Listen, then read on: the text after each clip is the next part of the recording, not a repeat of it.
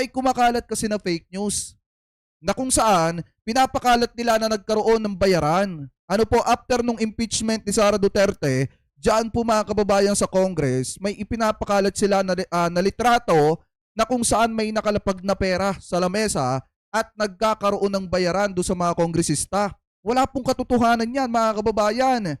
Kawawa naman po yung ating kamera pag laging ginagawa ng ganitong klase ng paninira.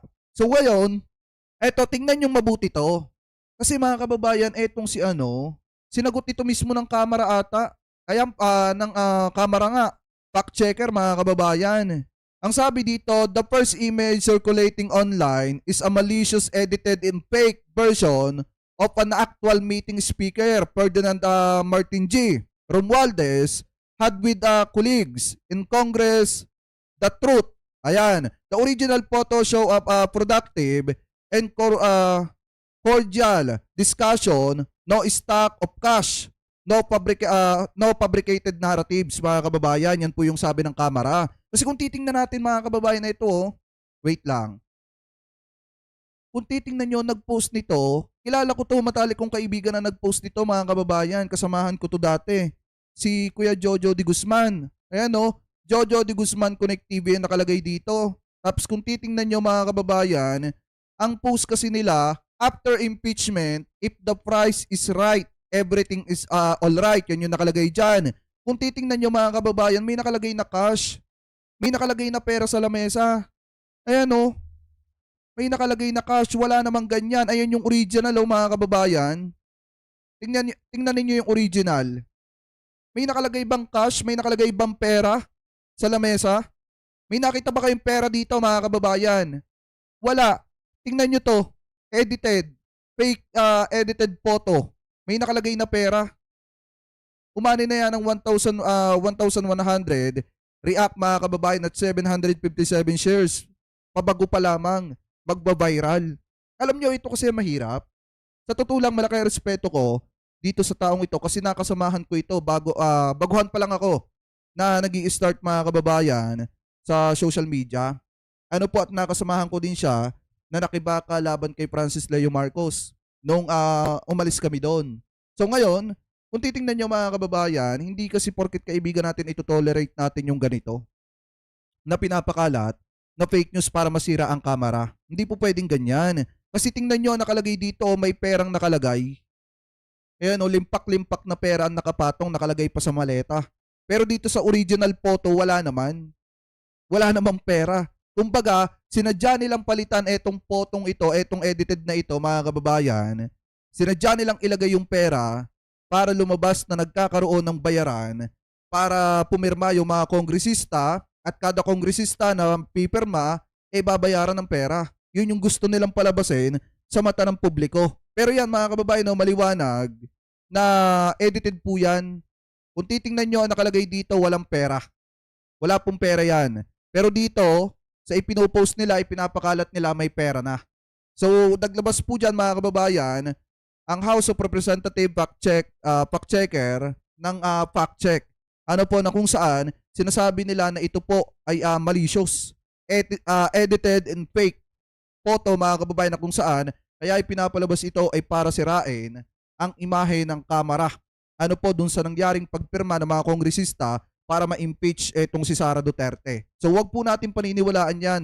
Yung mga ganyang klase ng photo na ipinapakalat nila para sirain ang ating gobyerno, mga kababayan. Ano po, so ngayon, punta na tayo dito sa main topic natin mga kababayan. Marami nagtatanong sa akin kahapon pa ito itinatanong, kung totoo ba daw yung kumakalat na balita na etong si Duterte ay guilty, mga kababayan, sa International Criminal Court or dito daw po sa ICC. So ngayon mga kababayan, hinanap natin kung ano yung possible na pwede nating makita. At nakakita tayo mga kababayan ng article na kung saan galing po ito sa Equal Times. Yan po yung source natin, ito. Yan. Equal Times mga kababayan, na may post po sila na the International People's Tribunal has found President Duterte guilty.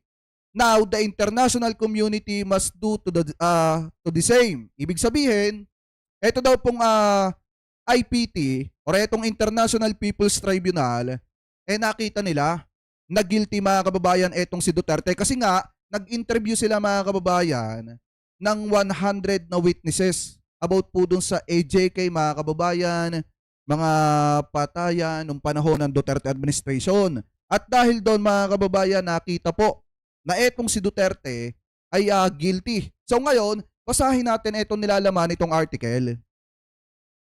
Sabi dito, eto mga kababayan na ililipat ko na lang dito, iisa lang naman yan. Ito yung source natin, pero ililipat ko na yan dito. Yan. So sabi dito mga kababayan, yan, ang International People's Tribunal ay napatunayang nagkasala si Pangulong Duterte.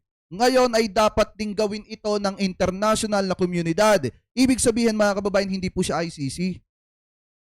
Hindi po siya ICC mga kababayan, pero malaki ang naitulong niya mga kababayan sa ginagawang investigasyon ng ICC. Kasi nga, kung si Duterte ay guilty dito, ibig sabihin mga kababayan, tama yung tinatahak ng ICC na investigasyon noong panahon na si Duterte ay presidente pa. Kasi lumabas itong balitang ito mga kababayan ay 2018. Ayan, October 4, 2018 mga kababayan. At yung pag-iimbestiga nila ay ginawa nila noong September 18 and 19, 2018. Ano po? So ngayon, sabi dito mga kababayan, basahin natin. Ang International People's Tribunal ay napatunayang nagkasala si Pangulong Duterte. Ngayon ay dapat ding gawin ito ng international na komunidad. Mahigit 100 katao mula sa maraming bansa ang nakibahagi sa isang matindi at emosyonal na proseso ng hudisyal sa Brussels, Belgium noong 18 at 19 September 2018 mga kababayan, sa pagtatangkang ito ng international na atensyon sa kakilakilabot na sitwasyon ng karapatang pantao sa Pilipinas sa ilalim ni Pangulong Rodrigo Duterte. Sabi pa dito, ang mga saksing Pilipino sa International People's Tribunal or etong IPT ay dapat nagbigay ng alinman sa ekspertong ebidensya bilang mga pinuno at mananaliksik ng komunidad o personal na ebidensya ng mga kasuklam-suklam na pangyayaring dinanas ng mga miyembro ng kanilang pamilya mula nang maupo si Duterte sa kapangyarihan noong Hulyo 30, 2016. Ang bawat isa sa 31 na saksi ay may maximum na 20 minuto lamang at ang mga salaysay ay madalas na nayahatid ng luha. Ang kapaligiran ay tumitindi lamang sa oras ng huling pagbubuod at tumatawag para sa isang hatol na nagkasala. So ngayon mga kababayan, sa 100 na tao na na-interview po nila, doon nila napagtanto na talagang sobra ang mga patayan noong panahon ng Duterte administration. Sabi pa dito mga kababayan, basahin pa natin.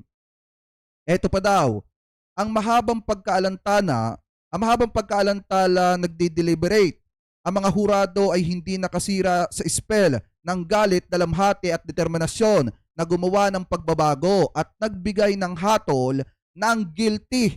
On all counts, nagkaroon ng matinding sigaw ng kapwa-ginhawa at galit na narinig ng nakilala ang kakilakilabot na katotohanan ng pagkapangulo ni Duterte. So ibig sabihin mga kababayan, doon sa 30 kada oras na witnesses mga kababayan, 31 na witnesses, binibigyan ng 20 minuto na magsalaysay at nagbibigay sila ng ebidensya. At dahil nga doon noong natapos yung mga pagtatanong, pagkuha ng ebidensya, napatunayan ng International People's Tribunal na nagkasala talaga etong si Duterte ng paglabag sa karapatang pantao. So baka sabihin ng iba, yung binabasa natin dito, fake news. Ito po yung nakita nating balita.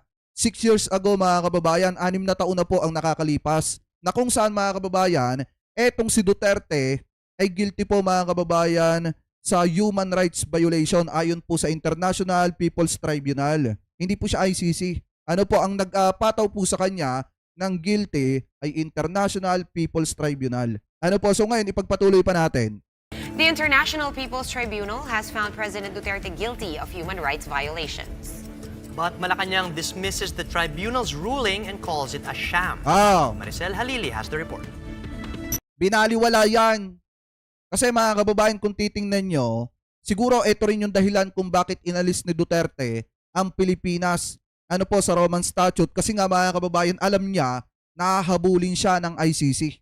Yan siguro din ang isang dahilan. Kasi nga mga kababayan, kung guilty si Duterte sa International People's Tribunal, malamang sa alamang mga kababayan, pagka nagsagawa ng investigasyon ng ICC at malaya silang nakapag-operate dito po sa ating bansa, makikita rin nila na guilty etong si Duterte. So yan yung isang dahilan siguro kaya inalis ni Duterte ang Pilipinas sa Roman Statute bilang miyembro mga kababayan sa ICC. Ano po, yan din siguro ang dahilan kung bakit mga kababayan nag-aatubili sila noong mga panahon na nakaupo pa si Duterte na alsin agad ang Pilipinas at mawala ng jurisdiction ang ICC dito sa ating bansa. Kasi nga, guilty sila dito sa International People's Tribunal. At kung guilty sila dito mga kababayan, malaki po ang naitulong nito sa ginagawang investigasyon ng ICC. Mas madaling intindihin ng ICC na talagang nagkasala etong si Duterte kasi nga may mismong parang hurado na di umano ang nagpataw na guilty etong si Duterte sa paglabag sa karapatang pantao. Ano po, so ngayon ipagpatuloy pa natin. It is our consensus therefore that the defendants Duterte, Trump, and all other defendants are guilty of Pati pala si Trump mga kababayan kasama rin po dito. Pati si Donald Trump mga kababayan kasama din po dito na nakita ng International People's Tribunal na nakitaan ng pagka-guilty. Ano po, or napatawan ng guilty. So hindi lang si Duterte, pati si Trump kasama din. Ano po, ipagpatuloy pa natin. guilty of all the charges specified in the indictment, and as such, they are accountable for crimes against humanity, war crimes, and violations of law and legal instruments referred to in this indictment. This is the verdict of the International People's Tribunal against President Rodrigo Duterte. The court finds the president guilty of human rights violations in relation to the alleged extrajudicial killings that happened in his war against illegal drugs and of political persecution of some activists. One of the witnesses who testified against the president was Australian missionary Sister Patricia Fox. Fox's legal counsel presented a video recording of Fox's testimony before the court. President Duterte had criticized Fox for participating in political demonstrations in the country despite being a foreign national.